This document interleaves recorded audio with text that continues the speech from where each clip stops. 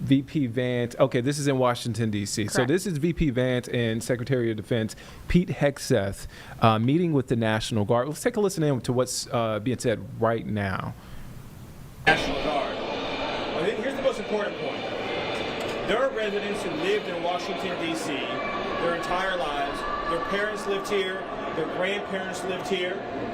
And they have lived for generations in intolerable conditions of crime and decay. There are parts of the city, I moved to the city 20 years ago. There are places where I've seen graffiti that has been untouched for 2 decades. There are homeless encampments that have made it impossible for families to use public parks and public recreation for as long as I've lived here. There are hundreds of residents of this city who are shot in street violence every single year, making it one of the most violent cities on planet Earth. And for too long, 99% of this city has been terrorized by 1% of this city. And the voices that you hear out there, those crazy communists, they have no roots, they have no connections to the city, they have no families they're raising in this city, they have no one that they're sending to school in this city, they have no jobs in this city, they have no connections to this community at all.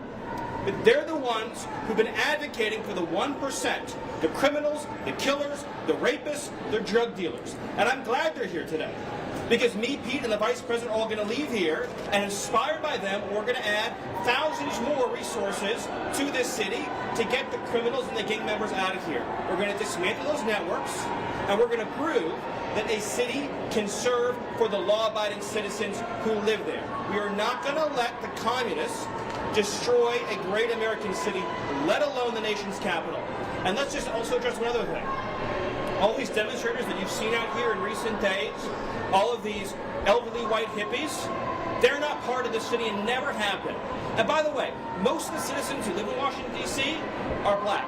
This is not a city that has had any safety for its black citizens for generations. And President Trump is the one who is fixing that with the support of the Metropolitan Police Department, the support of the National Guard, and our federal law enforcement officers.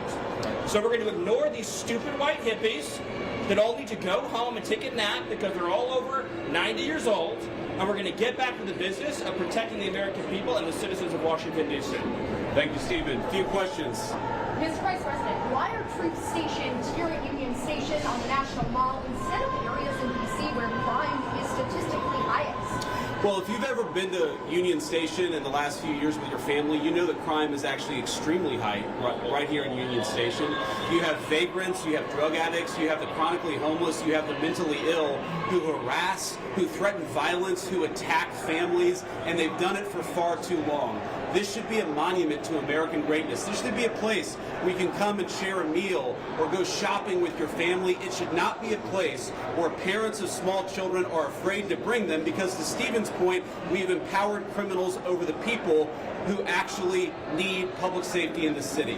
So I think Union Station is a great example of what's possible when you actually have the political willpower to bring law and order and common decency back to the public spaces of the United States of America. So many Americans live in cities. They occupy these spaces. They know how unsafe they are, and they would love to be able to just live their life in places like Union Station without violent criminals making it impossible. We have changed so much in 9 days, and I thought it important to highlight how great of a space this could be, how easy it could be to actually enjoy something like Union Station if you just had politicians who stopped prioritizing violent criminals over the public citizens who deserve public safety in their own communities. And to add to that real quick, we talked to a first responder before we came up here, said this is their #1 call location is Union Station for first responders. So it's not as if this is insignificant. In many ways, this is part of the epicenter.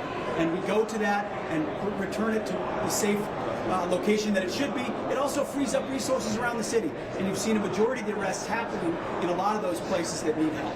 That's right. For crime statistics, past 30 days? For crime. Will you extend past 30 days, and do you think you have congressional?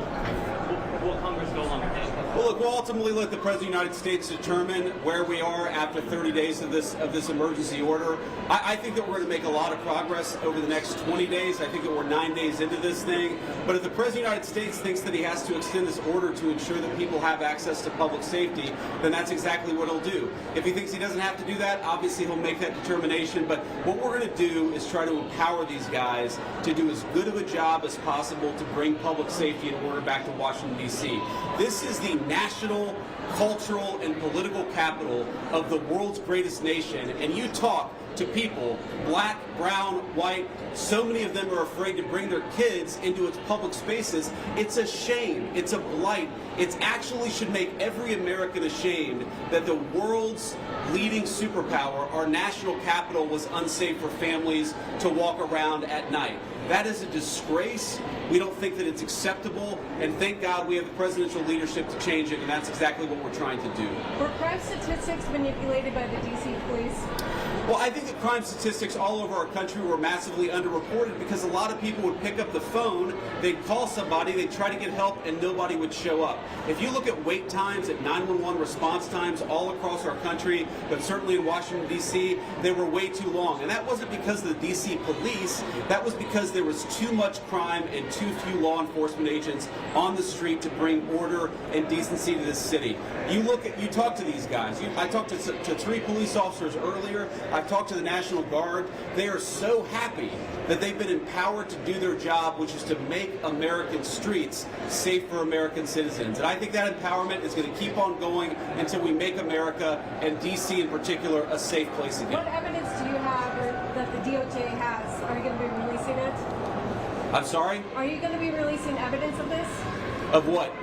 That D.C. has a terrible crime problem? You just got to look around. Obviously, D.C. has a terrible crime problem. The Department of Justice statistics back it up. The FBI statistics back it up. Just talk to a resident of this city, this beautiful, great American city. Don't they deserve... we talk about human rights. We hear these people outside screaming, "Free D.C." Let's free D.C. from lawlessness. Let's free Washington, D.C. from one of the highest murder rates in the entire world. Let's free Washington, D.C. so that young families can walk around and feel safe and secure. That's what we're trying to free D.C. from. And as Stephen said, it's kind of bizarre that we have a bunch of old, primarily white people who are out there protesting the policies that keep people safe when they've never felt danger in their entire lives. Which cities are next? Are you going to target any other? Thank you, Mr. Vice President. What are your thoughts on the establishment media's criticisms of President Trump's push to end the Russia-Ukraine war? Well, I'll let these guys jump in. I mean, look, on the Russia-Ukraine war, we'll obviously have time to talk about that. I think the president campaigned on being a president of peace. He's already ended 6 wars. He's trying to end another. I think it's kind of disgraceful that the American media is attacking the president for trying to bring peace to the world. But most importantly, the president is trying to bring peace to the streets of our own cities. I really can't overemphasize this enough. It's the greatest country in the world. We've got moms and dads and young families. Shouldn't they be able to enjoy public spaces without vagrants taking away basic public safety from the American citizenry? The fact that it's taken so long to bring common decency and law and order back to Washington, D.C. is an indictment of a generation of failed leadership. And I hope these guys know how grateful we are that they're doing the job that so many failed to do. They're actually keeping the city safe. We're proud of you, and we're grateful to you. Polls show that a majority of D.C. residents don't support the Guard. What's your message to that? I'm sorry? Polls show that a majority of D.C. residents don't support the Guard here. So what's your message to the majority of D.C. residents? I'm highly skeptical that a majority of D.C. residents don't want their city to have better public safety and more reasonable safety standards within Washington, D.C. I don't know what poll you're talking about. Maybe the same polls that said Kamala Harris would win the popular vote by 10 points. Okay, we're going to stop there. We're going to grab a quick bite with some of the soldiers here and the National Guardsmen who are keeping the city safe again. I just want to say we're grateful to these guys. You guys are making D.C. safe again. We're proud of you, and we're grateful to you. Thank you. Today needs to be involved in security guarantees. All right, so that is VP Vance and Secretary of Defense Hegseth with the National Guard there at Union Station in Washington, D.C. And look, all of this comes as our content partner in D.C., WUSA 9, is reporting a military vehicle T-boned a car in Capitol Hill this morning. They got that confirmed with D.C. Fire. It happened at on 8th Street and North Carolina Avenue, southeast, early this morning. Also, D.C. police announcing a temporary curfew along the U Street corridor starting tomorrow and lasting through the weekend to keep in hopes to keep young people from gathering in the city at night. So that's a look at what's happening there with VP Vance and Secretary of Defense Hegseth. All right.